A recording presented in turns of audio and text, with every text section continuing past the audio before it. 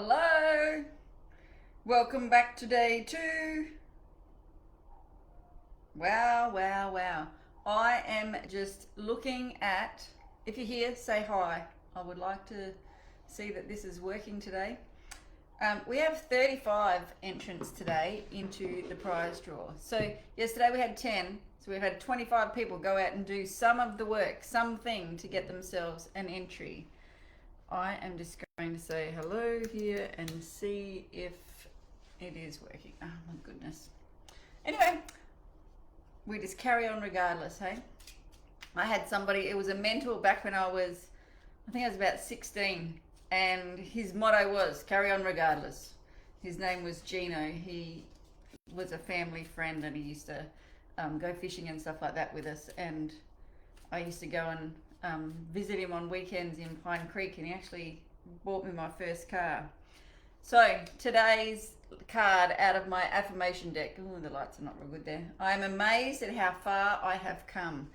And you know, that is one of the best mindsets you can have, because we get caught up so much in looking about like to how much further we've got to go and what isn't right and what's not right here right now and what's not working out, instead of going, oh my God, can we just turn around and see how far we have come? Can you write down how many things that you've created and done good and, oh, that's really good English, been really great at, or have brought good into other people's lives as well as your own in the last 12 months. Like, I make that a task that I do every couple of months. Just go back and just look at the last couple of months. That's why I put in there was a post that I put up, like, what have you achieved in all these months? We discount so much because we get so focused on where we're not, instead of focusing on how far we've come. So first of all, I want to just congratulate everybody that went out and did the work. So to me, it says that 25 people have done the task. Now there's 63 of you that 63 or 67, something like that have registered for Manifest.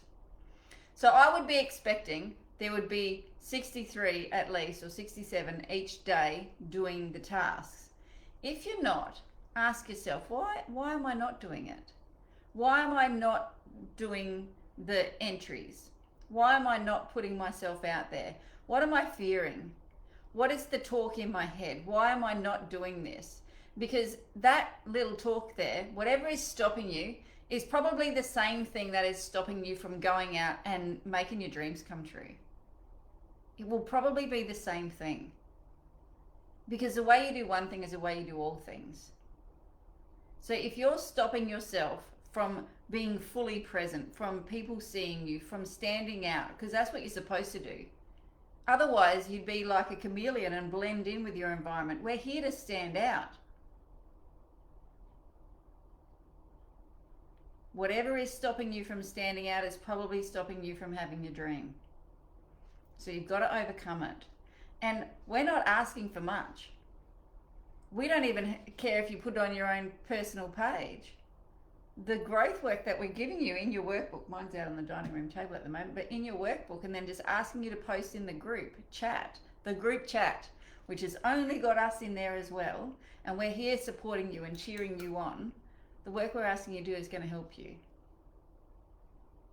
But it's the same sort of work that you're going to have to do if you're really going to go after what you want. There are fears you're going to have to overcome. There is some negative self-talk that you're going to have to stop listening to. There are some limiting beliefs, which is what we're talking about today, that are going to talk you out of doing the thing that you really need to do to make it happen. Make that phone call. Do a live. Create your business page. Post it somewhere. Doesn't matter where you're doing it. Just ask yourself, just sit with yourself a moment today. And when you're doing this limiting belief exercise, what was the belief that you had about not doing the work and not doing some of the other exercises? Because only 10 people did them. And even that, I think there was a double up. So maybe there was only 6 or 7 people that actually did at least one of the tasks before we started on Monday. Confronting, I know, but hey, that's growth. And that's what you all have a coach for, hey? To pull you up and to make you look at the things that are holding you back. Because unless you start overcoming them, you're going to stay where you are. Now, there is still time to register. All of these lives stay up until Wednesday next week, which is, I think, the 30th of October. God, this year's gone quick, hasn't it? So this all stays up until the 30th of October. It normally comes down about 12 o'clock. It just depends on when Maggie remembers to take it down, or if I send her a text and say, hey, Mags, it's all still up. Are you going to take that stuff down or what? So it just depends on what's happening in the day there. But it will come down. Sometimes when people reach out and they say, Polly, I just need to watch the last two. Can you just leave it up for a few more days? I will do it till Friday or Saturday. But I have never gone past a Sunday. And there's a reason for that. If I allow you to have extra time, you will procrastinate. You will find other things that are more important than you and your growth. Like folding up the washing, or going taking the kids to ballet, which is fine. I know that has to get done. But how many other things do you put in front of you and what you need to do so that you can have the life that you want? You do have to be selfish. Now, I don't believe in selfish. I have been called selfish a hell of a lot. But what I believe is I inspire others to put themselves first. Because if you do not put your needs first and what you want, what are you telling the world? I'm not important. And that's a belief that you set up inside yourself, that other people are more important to me than me. Yes, your children do need your support. Yes, your children probably do need you to look after them. But you know what your children need more? Is for you to show them the way that they need, what they need to do to have what they want. I tell my kids, do not listen to any adults. Don't listen to anybody else about what you want. Because most adults are stuck. And 95% of the world is stuck. And they're doing the same things that their parents did. I don't want you to do what I did. So I'm not even going to tell you what to do. I want you to make your own decisions. Yes, I'm going to guide them. Some of them make some wrong things. They do some things that the world would look at and go, oh, you're not a very good mother. And I've come at total peace with that, because you know what? I'm not telling them what to do. They're making their own discoveries. They're making their own choices, and they take full responsibility. And the cognitions that they make when they make their own decisions, and the non-blaming, like they can't say, well, Mum told me to do that. They can't say any of that. Like, I made up my own mind. Okay, so this is what I got from that. What could I have done differently? And they're the two questions that I always ask my kids. What did you do well? And what could you have done differently? And then they make their own cognitions. They then make their own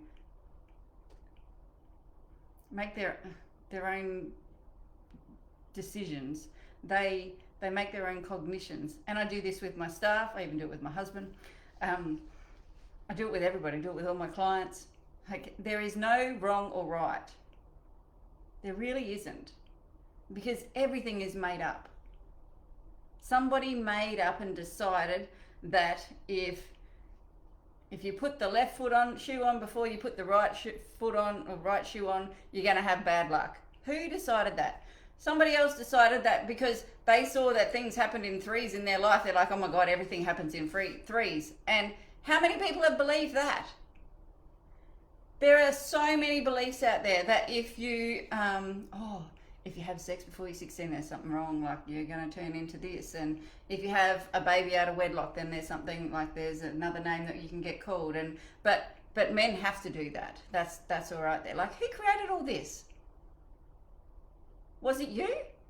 Do you want to believe that? My mum had a child, I think she was either 15 or 16. And I think she maybe just turned 16 because my sister was born in September. And my sister's over 50. She's 52, I think, this year. So think about that. Think about back in those days. What was the belief? And my mum got tarred with that. and spent her whole life trying to, I don't know, reason with it or what. It was just a thing in her head that was wrong and it was not right. So our belief system was given to us. You didn't create it. A lot of it you didn't create yourself. You've just gathered them from all around the place, hearing things. A lot of them were given to you before you were even able to create your own beliefs. Your parents told you things that you created your own belief system with. You don't have to keep them. Anyway, we were going to procrastination here. So everything comes down on the 30th of October because you will procrastinate. If I don't give you, the same as when you set a goal. If you set your goal 5 years out, you probably won't even have to start taking action until 6 months before that goal is about to start. So I always say to people, if you're going to put a date on the goal, make it really close. So then you start taking action straight away. But don't be really attached to the date. If the date comes, you just go, oh, okay, it's here. Because you know what? We know how long carrots take to grow. They take 70 days. A baby to a full term will take 280 days. You do not know how long your goal is going to take to manifest because there's no other person like you. Nobody has ever wanted it like you want it. So nobody's ever done it. So we don't know the date. So it's just a guess or a desire. And the quicker you put the date on it, the faster you'll take action. So then you'll start to move. And I want you to understand this. What you are seeking is also seeking you. So if you want more love in your life, it's also wanting to come into your life. More love wants to come into your life. If you want more money is going to want to come into your life. But what you have to stop doing is talking about the lack of it.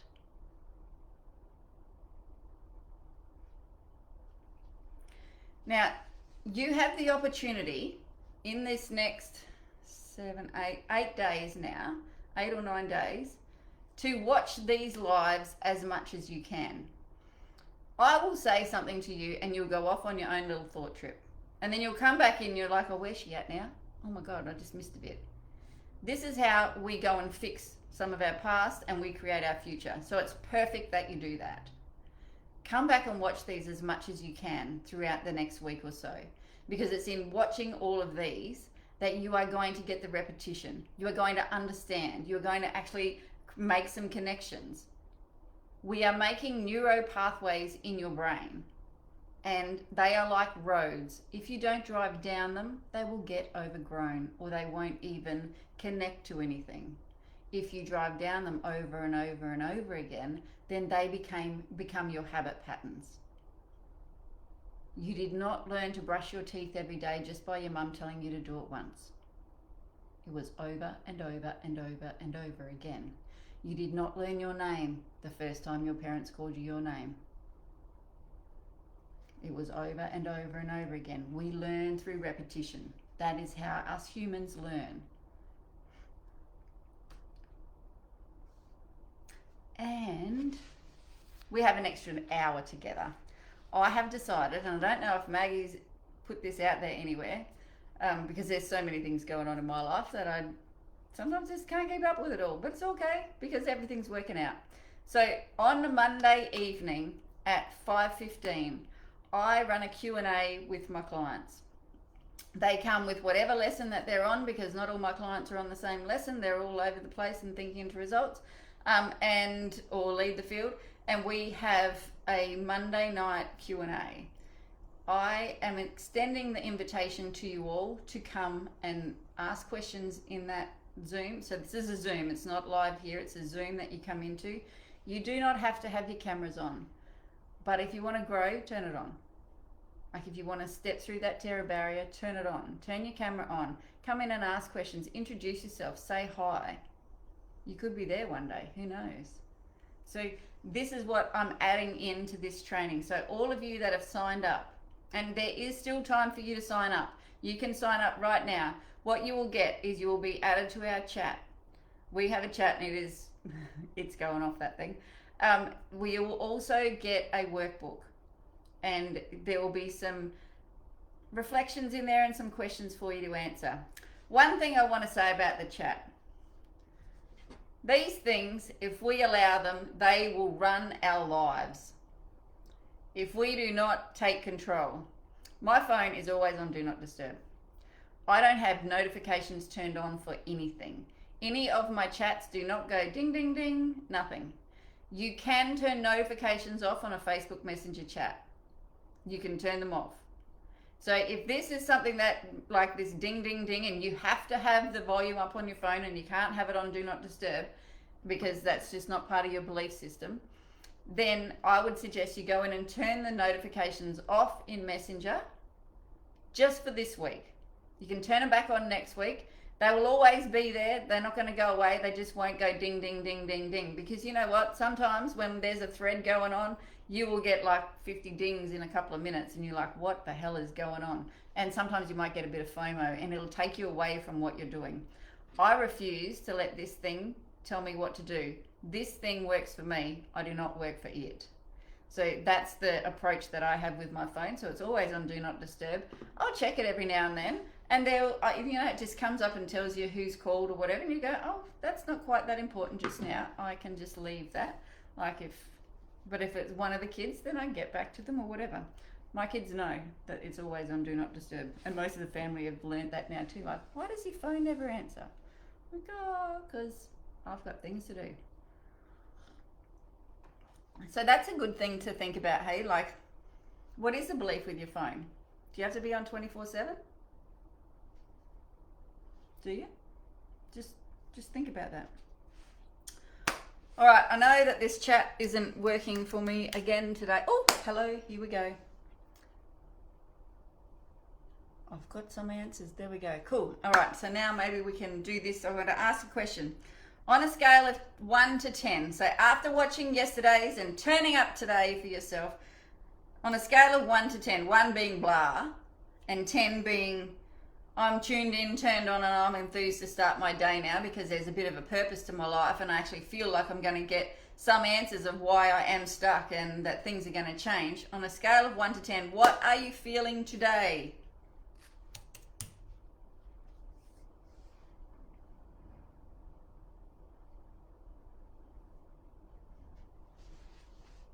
And just put them in the comments and I'll come back and check them soon because it's going to come up in a moment. And then I want you to think about this. What did you realize when yesterday in the worksheet it asked you to write down your thoughts on certain areas? Or just what your thoughts were? Were you surprised? Had you been taking notice of your thoughts before yesterday? And if you could join dots and look at where your life is right now and the thoughts that you have, is there a connection there? If you're worried about finances, is there only just ever enough money to pay the bills or not even that? If you're I can tell you this because I know they won't mind. I have a really great imagination, which is really great when I want to manifest something that I want. But when I don't want something, it's like a death sentence sometimes. So it will just go and make up a story. So it was when my eldest child, they were 15 or 16, cleaning lady found a bong in her room. And she's like, oh my God, Polly, I just found this. What are we going to do? I'm like, oh, I don't know. I've never had to do this before. Already, I'm going to rehab. That's where my mind went. We went like 5 years down the track and I was going to rehab. Is your imagination like that? Do you make up the worst case scenario when you hear a little bit of bad news or you get something like, oh my God, I didn't want this in my life, and then you go down that track? It can be a bad thing, or you can learn to use it. Because I used to get told it was a bad thing, and I used to have the kids tell me off all the time, and Craig would tell me off. Then I've done lots and lots of training on myself, right? And it actually works for me. I go down that path, and then I go, okay, so if I get there, if I'm in rehab, what I'm going to do? Well, I'll just go wherever the kids are or wherever they are. I'll just do whatever it takes. Whatever it takes. And I release that negative energy. Because then I go, and this is called transmuting energy. And then I go, but what do I want to believe? I want to believe that this is just an experiment, that this is just something that these age kids do just like I did, and I don't do it every day or every year or anything like that. So, okay, these are my kids. They're going to be a bit like me. Can't we just believe that? Yes, okay. So now it took me a little while to get there here. Like, this office was a different place, and there was a conversation that went on in this office, and I asked, like, are we going to have to go to rehab? She's like, oh my God, Mum, you go way down the track. But is your imagination like that? And can you work on using it to your advantage? Because if you resist to play out the worst case scenario, and I don't mean to spend a lot of time, and you can do this in like 5 seconds. If you don't play out the worst case scenario, you resist it. And when you resist something, it persists. And it sits there as a niggling idea. And you can tell when it's a niggling idea when it's in somebody's mind, when they can repeatedly tell you what they don't want. I don't want this, and so they don't go there. And straight away, when I say I don't want something, I can feel it in my body. Like, I have done a lot of work to be in tune with my body and just go, okay, that is not something that we want to get involved with. We do not talk about what we don't want. And knowing how that feels, then I just go, okay, I'm invested in something that I don't want to happen. If I stay here, the chances of it coming true is pretty good, because I'm a master manifester, and these things happen pretty quickly when I get involved in it. So it's just like, okay, I've got to get out of there. But a lot of people don't. A lot of people stay there for years, months, weeks, days, even hours sometimes is too long. So you've got to learn to transmute the energy. And one of the quickest ways, and those of you in Think Into Results, this is a bit of lesson 7, is play out the scenario. Just write down all the worst case things, and then go, the only way that that is going to happen is if I believe it will happen. And the only way that it's not going to happen is if I believe that something else will happen. I believe. You are not responsible for what anybody else does, but you can see other people at their highest. And when you are thinking about something that you don't want, you are actually degrading yourself, and you're degrading other people and not seeing them as their highest. And as a parent, that's probably one of the worst things we could do, because if we don't believe our kids can rise and hold them there, it's so much easier for them just to stay where we believe. And I've had this discussion with my kids. It's like, if you can't believe in us, Mum, what's the point of us even trying? So as a parent, as somebody that owns a business, and you want to believe in people, and you want to believe in your business and stuff like that, you've got to get into the belief of what you want and stay in that. I hope this is making sense to you all. Let's just see if anybody here a 10. Oh, yep. Oh, good. I'm glad I'm not the only one. Doesn't it feel good when you know you're not the only one, that your imagination does stuff like that? It's a good feeling, hey, when we know that we're not the only one. Because, like, we've been set up in a society that we want to fit in. We want to fit in with everybody else, because if we stand out, guess what? We might get bullied, or people might talk about us. Like, my mum was always saying to me, don't do that. What do people say? Oh my God, what's the neighbours going to say when they saw you kissing that boy down the front there, and blah, blah, blah. I got told that you were out drinking and you're only 17, and all these things. And it's just like, okay. And we've been set up to worry about what other people think. Just forget that. They're going to think stuff anyway. Just let them have it. It's what you think about you that really matters. That's where the work is. What do you think about you? Well, we've got some good numbers here, 8s and 9s.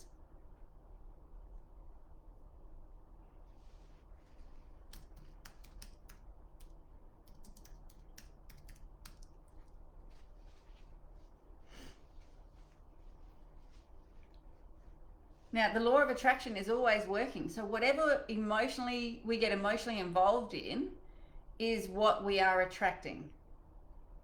So when we play out that scenario, see if you can, like, when you're using your imagination to go down the path that is not where you want to go, See if you can detach yourself from it and just see it without getting emotionally involved in it.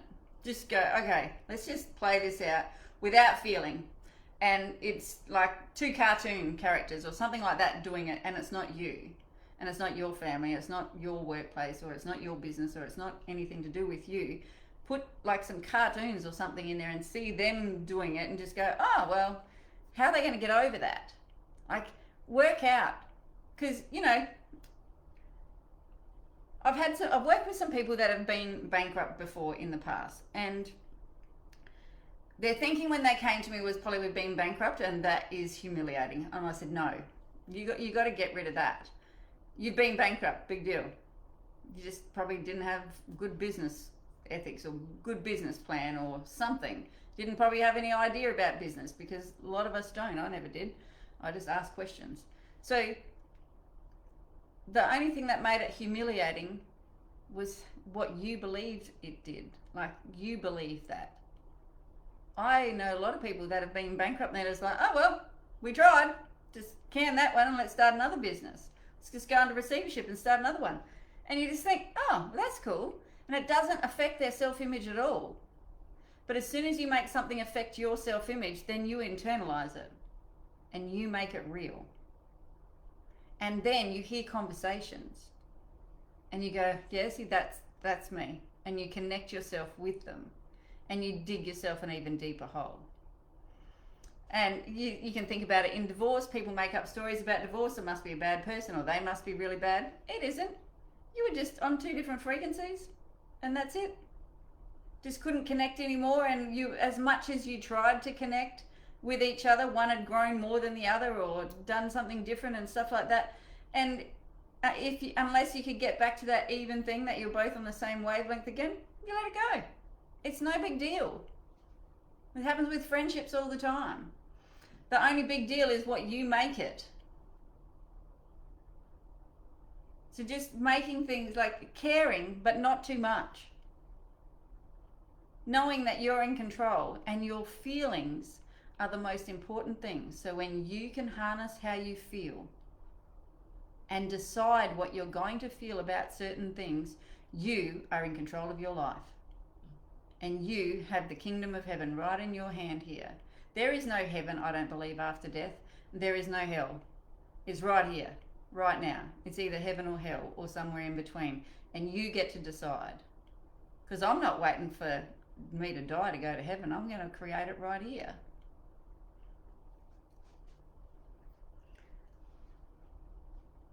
So how do you react when something negative happens?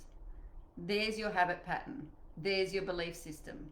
Sit with it. What do I believe from this? Why did I go to react? Because hopefully you're going to be able to start to just pull back a bit and go, hang on, let's just count to 10 before we do anything. What are my thoughts here? Is that helpful? Is that what I want? Is that going to help me create what I want? No, okay, so what will help me create? Oh, everything's working out for us. And that is my one go-to. I know I put this affirmation up, like everything is always working out for me. If somebody quits at my workplace, that's cool. Everything is always working out. There must be somebody better coming along. Yesterday was quite a funny day. I went into the workshop at 8 o'clock or something, and because there was a few things I wanted to do. We had new employees starting, so I wanted to just go and welcome them.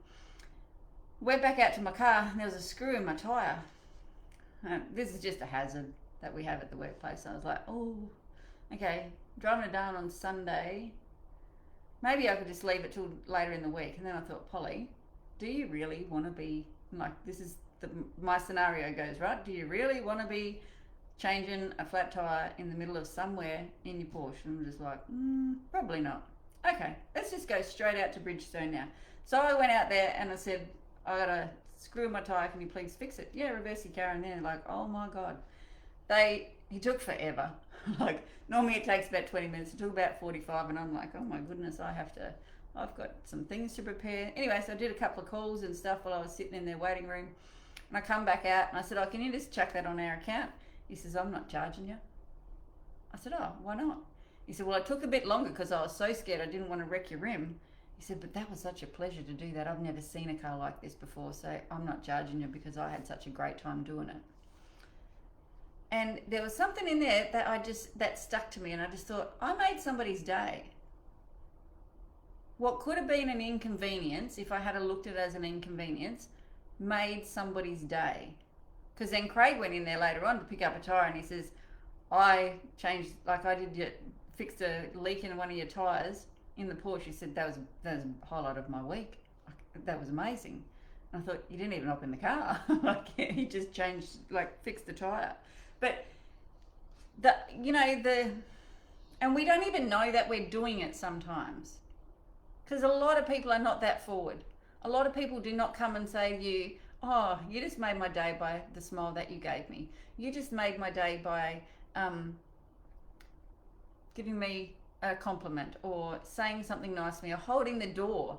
Like I was with somebody that was quite drunk it was a couple of months ago, and they could hardly walk, and I've just grabbed them by the arm and I'm holding them, I'm walking with them, and they're like, you're helping me? I'm like, yeah. Nobody's ever done that for me before. And I said, oh, well, I'm here to help you across the street because you look like you needed it. You need to be giving. And in any work that you do, and especially if you're getting paid for the work that you do, you should always give more in value than you receive in cost. So that was a valuable exchange with me and the man that fixed my tyre. He got value out of, I don't know, he said something about some aluminium suspension or something underneath the car, and he was just excited as. I got so much value by the look on his face and the appreciation that he had. Because we're in a small town, you don't, like he says, I don't get cars like that coming in very often. It's Land Cruisers and mainly Toyotas and old cars and stuff. So think about that. How can you add more value to the people around you throughout the day? How can you help more people? And it could be just walking somebody across the street. The other week I'm out the front there, the dogs were all just going off. And there's this little Chihuahua puppy or something anyway. It just loves getting out, and it just runs. Like you go at it and it just runs away, or it comes real close and it takes off as soon as you think you're going to grab it. So it's a cheeky little thing. I sat out there for a good nearly 10 minutes with some biscuits, trying to coax it to me and just getting it closer and closer so I could grab him and give him to his owners. But think about where can you put value into your life, and you get so much enjoyment out of it as well. This is why I love coaching, because you see somebody in their eye and they get a cognition, they just go, oh my God, yes, that'll change. One thought can change your whole life. Changing one action that you do daily can change everything in your life. And being able to see that is it's worth way more than any money that you can have. Because you're not going to sit there and smile because there's money in the bank. Well, I don't really get that attached to money. So, but me helping somebody like that, that's what brings me joy. What brings you joy? Now, we all create goals. We have goals all the time. And I do have some monetary goals, and I do have some relationship goals, and I do have some all different types of goals. I want to create a veggie garden here, and I want to be here enough to create one, and just different things like that. There's different goals for everybody. But what is the whole purpose of a goal? It's for us to pull something out of ourselves, for us to achieve something so that we feel better. That's what a goal is all about. Yeah, it might mean that you want a Porsche or your Lamborghini or a Ferrari or a Maserati or a bloody, I don't know, whatever them watches are called and stuff. It may mean that you've decided that that is what is going to give you that feeling, and that's perfectly okay. There should never be any judgment for anybody's goal. But understand, we create a goal to feel something. And if on a daily basis you are not feeling that feeling, chances are it's going to be a long time for you to manifest it. So you do things throughout your day to create that feeling. You ring up somebody that's having a hard time and you help them. You help somebody across the street. You help somebody catch their dog. You You do different things. You look at your own dog, like I've got a dog sitting down here on the floor, asleep, snoring. And just the thought of that brings a smile to your face. And that's the beginning of gratitude. One of the best things that you can do for yourself each and every day is get into gratitude. Today, like the prizes that I'm giving you out today, so this is the journal. I didn't have one out of the cupboard yesterday. So this is my journal that, like, it's for you to write in. But there's a place here for you to write your gratitudes. And I always say to people, you should be writing at least 10 a day. Now, I used to have to do 50. When I first started this business, Bob gave us the task of doing 50 gratitudes every day. And I was like, oh, okay. And so I came up with this idea, well, I could just do 50 in the morning. But the whole idea of writing gratitude was to get you to feel more of it throughout the day. Because, you know, when you get your goal, in that moment that you get your goal, there's gratitude. Like when Craig and I walked onto that ship for a 3-week holiday together, well, actually it was just getting in the car going to Darwin. We had so much gratitude, like the whole thing. Then walking into our room and then meeting our butler and then like meeting new people and just seeing all the things that we got to see. And, you know, like we'd buy a glass of champagne and then somebody would come along and fill it up and they're like, complimentary. You look so happy. And it's just like, there was just so much gratitude. You will just start receiving things from where you don't even, like, you can only see 1% of the radar screen. Like that's it. You can only see 1% of it. And what you got on your radar screen is only 1% of what the world has to offer you. When you get into gratitude, the whole thing opens up and it allows you to receive from all places. And you're going to receive the feeling of your goal.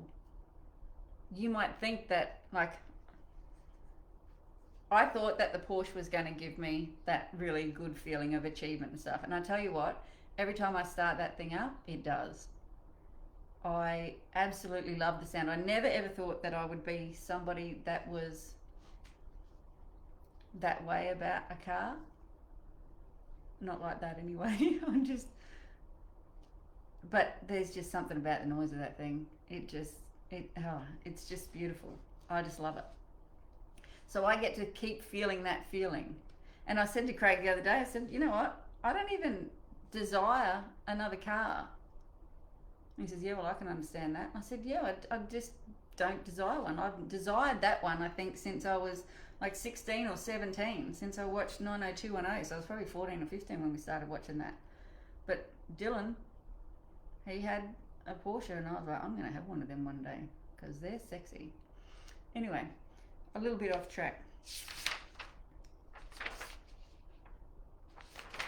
One thing I didn't tell you. So when you get a bad result that you think is bad, because it's not bad, it's just that your belief system has told you this is bad, and you know you've got a goal.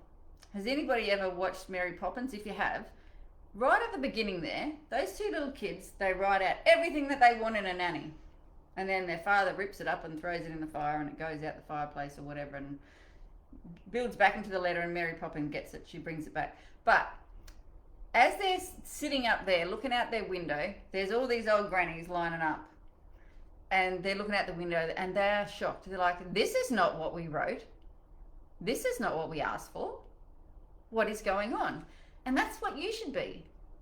When you're like a circumstance arises that is like, this is not what I asked for, you should be shocked. Because if you are shocked, that means that you have absolute faith that it's going to turn up. And when it doesn't, you're like, what the fuck is going on here? This is not what I asked for. And then in that moment of shock, you have a chance then to turn it around. And gratitude will help you with that. And if you get into this writing, so I wrote 50 gratitudes a day, and I knew that I needed to get it, because I had a pretty big chip on my shoulder. I was like, I was entitled. I owned a business, and I was doing the hard yakka, and I was working 12 hours a day, and I should get all these things, and da da da da da da. So I was Yeah, pretty arrogant. Pretty much of a bit of a bitch, actually. So when I got given this task of doing 50 gratitudes, I thought, well, if I just did them all in the morning, chances are throughout the day I'm going to turn back into the bitch. So I broke it up to 5 times a day and did 10 throughout the day. So then I actually could cultivate gratitude throughout the day, because the gratitude had to become an attitude. Now, our attitudes, our thoughts, our feelings, and our actions. So first of all, if I'm not thinking and looking for the what I can be grateful for, chances are I've gone to like being the blamer, or I don't know, being the, God, I don't know where that word's gone today. Anyway, being the victim. And a victim of my past thinking, because we don't know how long things take to manifest. So if you really want to turn your life around, I would really get into 50 gratitudes a day. In my books, there's only place for 10, but there is double lines. So, but you know, people can just write, oh yeah, I'm grateful for my coffee, grateful for my fan and my air conditioner and some water and blah, blah, blah. Real gratitude, you should be writing why. I'm grateful for water. Why? Because I can just turn a tap on anytime I want and know that the water is healthy and it's going to be at the right temperature, blah, blah, blah, blah, blah, whatever you want to write. Electricity, because I can turn an air conditioner on and cool myself down. Like that is, especially in Catherine. Swimming pool. Why am I grateful for a swimming pool? Oh my goodness, because you can just jump in that thing and cool down instantly. I love the feeling of that. So really getting into bringing in gratitude throughout your day. And gratitude isn't just to get into manifesting. It does a whole lot of other things for you as well. And I actually wrote down some things that gratitude really helps you with. So it increases happiness and positivity in your life. Look, your goal is a positive thing in your life. So if you're grateful before it even comes, you're going to bring it in real fast. It cultivates more satisfaction in life if you get into a gratitude practice each day. You become less materialistic. You're less likely to experience burnout. You know, it might take you 10 minutes in the morning and maybe 5 or 10 minutes throughout the day on things like that's actually taking a break. You can't burn out when you keep taking little breaks. Got better physical health. Are you grateful for this body? Do you treat it like you're grateful for it? Do you treat it well? Do you nourish it?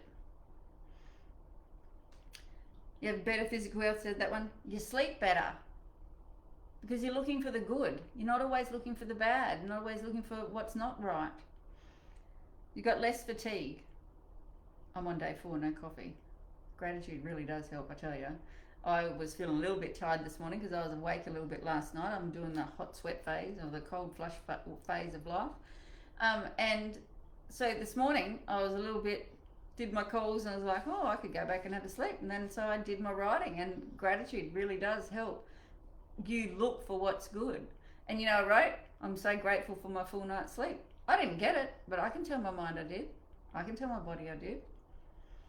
Lower levels of cellular inflammation. Inflammation, especially on your bones and your joints, can create havoc.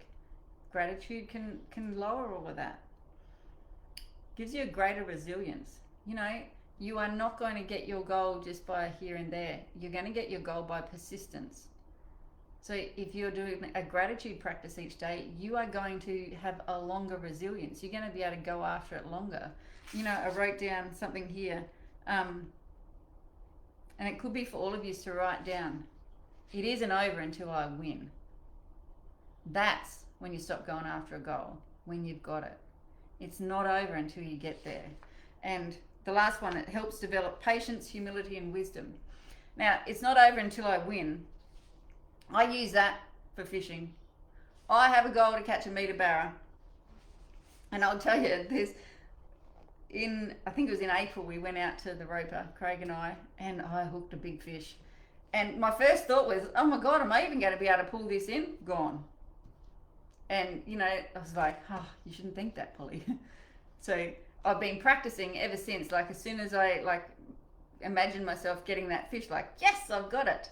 That's the mindset that I had to have, because the fear, can I do this, or am I even going to be able to pull this in, like, is just it's not real, but there's something in there that's created it for me, and I don't need to know where it came from. I just need to know it's there and create a new one. So I've been playing with this idea. So then, like, I haven't caught a 90 for a little while. So on the fishing comp, when I caught my 90, I was hooked my 90. I'm just like, yes, we're doing this. And you know, I was just so relaxed, and I cared, but not too much. I was singing to the fish. I was doing all sorts of things while I'm pulling this thing in, and Craig's saying, like, are you okay if this one nets it? I'm like, I don't care. It's going to be fine. It's all going to be great. It's okay. And like, even one of the other ladies said to me, she said, I can't believe how calm and confident you were. And I said, I'd practiced. I didn't say this to her, but I'd practiced, and she's probably watching. I practiced in my head what it was going to be like wheeling in a meter. And I was 10 centimeters off, but I know now, and there's still that little bit of doubt in there. So, but I'm not going to stop fishing for it until I've got it. And even then I won't stop fishing. But, you know, you have a goal. The only time you give up on that goal is when you've got it. So it's not over until I win. And that leads me to, how do you create a new belief? The only way you can create a new belief is to repeat a sentence or a statement or something to yourself over and over and over again until it becomes your truth. Till it becomes something you know, like your name. So if you want to be a winner, and you want to win at life, and you want to be able to see things that are great all the time, you have to teach your mind to look for things like that. And how do we do that? Well, we do it with an affirmation. Now, I have this little statement card that if you want it, you just have to ask us. Ask one of the Limitless ladies for it, and we'll get a copy for you. But this is it. And I don't need this because I created it. I am so happy and grateful now that I'm a winner. I am worthy of the good that I desire. I love myself. I wake up every day and a feeling of confidence comes over my body. Every moment, my mind is conditioned to find the things that I am successful at. I can see success all around me from what I have created. I believe in myself. I believe in my infinite potential. I love myself, and every day I love myself that little bit more. I am a winner. Now, I start my day with that. And I'll tell you, at the beginning, I didn't start with that. At the beginning, I was reading the self-confidence formula, but I felt like a dick. Getting in front of the mirror and reading something to myself and doing my best to look into each eye. You can't do them both at the same time, so you take it in turns. But I did feel like a dick. But you know, after a little while, I started believing it. And then after a little while longer, I started acting it. And I was confident. And I am confident. And I look for areas that I have won. Especially in the moments when I think, oh my God, it doesn't look like it's happening. Okay, where are the moments that I've won before? And that's why I keep these lists of stories really close to me. And I have a book that I've written all my wins in. I call it my win book. But you need to have these things because your mind will really easily forget all the good things, because you know what? 95% of this world is negative. And if you are not filling your mind with positive statements about yourself, you will eat every single negative one. Somebody said this about you. Oh, something like, because I have it all the time, right? Oh, here comes positive Polly. Yes, here I am. And, you know, at the beginning, that used to get me a little bit like, oh my God, what have I set myself up for? And then I thought, you know what? Own this shit. Yes. And you know what? You will get a lot further in life with a positive attitude than you will with a negative one. You may not win everything. You may not be getting everything that you want right on time, but you get a lot better chance than if you're a negative Nancy. And if there's Nancy here, I'm sorry, I didn't mean it's about you. So don't worry about what other people are going to say about you. They're going to talk about you anyway, because if you're doing what they want to be doing and you're living the life they want to be living, they're going to have something to say about you. And it's probably not going to be good. But denial and a bit of anger is the first stages of turning people around. Trust me. And you'll watch this for yourself. Like, I know, and it's quite funny. Jenny Grahek, like Wild Fit. I went to Jen and I said, "Oh, Jen, are you going to do Wild Fit with the rest of the team?" Nope. I'm like, "Oh, why not?" "Because you're going to ask me to give up this and this, and I'm not doing it." And I said, "Well, if you can't give up that and that, how much control do you have over your life?" She's like, "Oh." Anyway, the next week she signed up. Now, I haven't talked to her in a little while, so I don't know if she's brought back this and this. But I know for the first 6 months of the year, she did not, or the first 8 months of the year, she did not. But there was denial first. And people will deny allowing themselves to even go to places where their paradigm does not allow them to, where their habit pattern isn't established. So if you have a habit pattern of doing certain things each day, and I'm saying to you, okay, guess what? We're going to change that habit pattern up, and we're going to add in some gratitude. You're going to get up an hour earlier each day, and you're going to set your mind on where you're going, and you're going to do something that like gets your mind tingling and gets you enthused about your day, and you're going to get up an hour earlier each day. Your paradigm's going, fuck right off. We're not doing that. No, we value our sleep too much. Do you know even how much sleep I get? And you know what? This woman's going to want money from you too. And she's going to ask you to buy something. And your paradigm's going to go, we're not buying nothing. Nope, we're not. We're going to do this all on our own. Don't worry, I've been there. What do you think I did my first little session with Bob when he wanted me to come into Inner Circle, 26,000 in Australian to come work with him for 6 months and be in the Inner Circle. I was like, because I'd won it, but you have to pay it. Only certain people can go in there, and I'm just like, you're just trying to sell me something, you're just trying to get my money. He said, well, you can stay where you are, or you can come and study with me and you can learn how to really take control of your life. And I was like, oh. He said, remember, you don't get any better at anything unless there's a sale. And just learning that, because we're selling ideas all the time. With our kids, we're selling them on an idea. When we work with people, we're selling them an idea, like, can you do it this way because it works? Can you file things this way because it works? And if we are not selling somebody an idea, we're buying into theirs. So if I am not selling you on changing your life, I'm actually buying into yours that, like, it's better just to stay stuck, and I'm not going to go there. There is no way I'm going to go there with you, because I know where that leads. Because I was there for 43 years of my life. These last 5 have been fucking amazing. So me selling you something and selling you on an idea of what you can be, do, and have is far better. Doesn't matter where you are right now. And I don't care if you are kicking goals left, right, and center. There is always better. And it doesn't matter where you are in life, the questions that you ask yourself when you start to invest in personal development and the cognitions that you make change your life forever and for the better. So, before we do this draw, I've got a couple more things that I want you to think about. You cannot join the dots looking forward. You will never know, because you can only see your radar screen, and your radar screen is only 1% of the ways that things can happen. You do not have any cognitions of how your goal is going to come.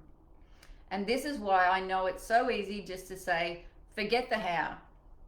The how is not your problem, because in your small space of what you can see from the experiences you've had and the things that maybe you watched on TV and other ways that you've heard people get their goals, it is only 1% of what is out there. You are oblivious. You are not aware of the other 99% of the way things can come in. So if you are going to be worried about the how in life, you are going to remain where you are. You have to learn to go, forget the how. Not my problem. My problem is to want. That is my job. My job is to know what I want. That's a problem in the beginning. Sometimes people just like, I don't know what I want. There's so many things that I want. What do I even choose? That's where you have a coach to help you. But you choose 1 or 2 things that you're going to go after. And they have to be bigger than your current paradigm. Your paradigm is your habit pattern, your belief center, your self-image, everything. It has to be bigger than that, because if it's not bigger than that, you will not change anything. So it has to be bigger than your belief system, because you have to grow in belief. You have to grow in what you do. And you have to start to do things like you've never done before. And your paradigm will fight you. If you have never invested in personal development before, your paradigm will go, we are not doing that. That's just ludicrous, hideous, da da da da. And it will tell you stories. If you have not gotten up out of bed an hour earlier for yourself before, your paradigm will go, what? That's just bloody stupid. Why would we want to do that? God, we have a hard enough time getting to work as it is. No. And get up an hour early? Oh my God, what time are we going to have to go to bed? Oh, no, that's just stupid.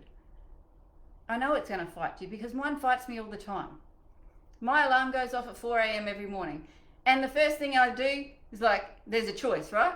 Snooze or stop. Snooze or stop. Which one is it going to be? And it, like paradigm's going, oh, you did probably, look, especially this morning, you were awake a bit last night. You should press stop. I know, you should press snooze because you could have a little bit more sleep, Paul. Oh, you should have changed the alarm till 5 o'clock this morning. Hey, you could have just, no, stop. You just got to override it. You've got to override that current conditioning. Just press stop. Nope. When I wake up, I get up and I'm up. Straight into yoga. That's my thing. Straight into yoga. Then I'll do a meditation. Then I get ready for my day, do my coaching. Then I write my goals and gratitude and then go on with my day, whatever that would be. Today, it was a lot of different things and then prepare for this as well. But when you win the morning, you win the day. Those of you that are in the chat that I see are up at 4:30 and 5 a.m. and stuff like that, can you even fathom getting up a little bit earlier and putting yourself first and doing what you need to do to get your mind right, to start making these pathways in your brain so that is just your normal way of thinking, that looking for the good is the normal for you, that gratitude is the norm for you, that living your best life is the norm for you, getting what you want is the norm for you, feeling appreciation, feeling like you're winning all every single day, that's your norm. You've got to change what you do daily.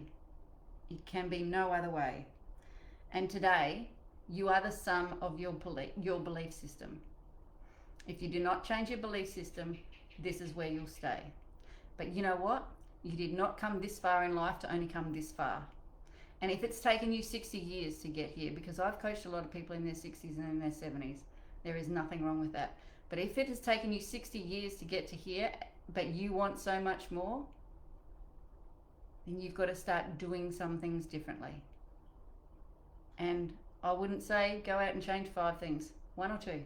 That's it. Change 1 or 2 things that you do daily and get the results in. And then ask yourself, hang on, what's my belief in this? What is the, like, your belief is creating your results. And so I want you to think about what Napoleon Hill said. He said, what the mind of man can conceive, right? So you give birth to an idea, you conceive it. What the mind of man can conceive and bring himself to believe, he will or he can achieve. He can achieve. So you can achieve it if you bring yourself to believe it. You only will achieve it if you change your actions. And your emotions decide what your actions will be. And your thinking decides what your emotion will be. So you've got to change your thinking. Thinking is the crux of everything. All right, we've got a draw here. And what did I say? 35. Hey Siri, can I please have a random number between 1 and 35? 3. Cheryl Asprey, well done. Well done, Cheryl. Good job. I'm so grateful to be able to send this to you. So happy for you too, because you are making some big changes in your life, lady, and I'm applauding you from here. So today, you got to change, look at your belief system, which you did yesterday. We learned a little bit more about our beliefs today. We also have to think about gratitude.